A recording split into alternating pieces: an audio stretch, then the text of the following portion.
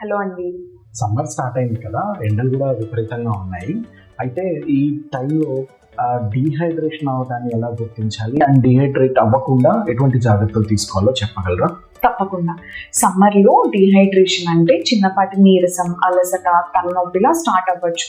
అంతేకాకుండా నోరు ఎండుకుపోవడం, యూరిన్ తక్కువగా అవ్వడం లేదా డార్క్ కలర్లో అవ్వడం, గుండెదడ, ఇటువంటి సైన్స్ అండ్ సిమ్టమ్స్ ఉండొచ్చు.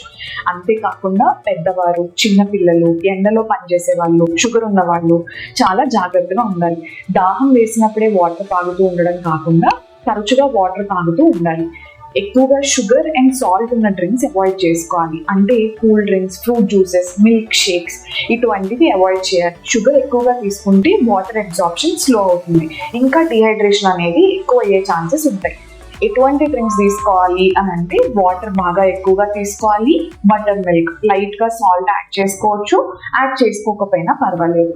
అంతేకాకుండా లెమన్ వాటర్ ఇటువంటి డ్రింక్స్ తీసుకోవాలి. తరచుగా వాటర్ తాగుతూ ఉండాలి. సేఫ్గా ఉండండి, జాగ్రత్తగా ఉండండి.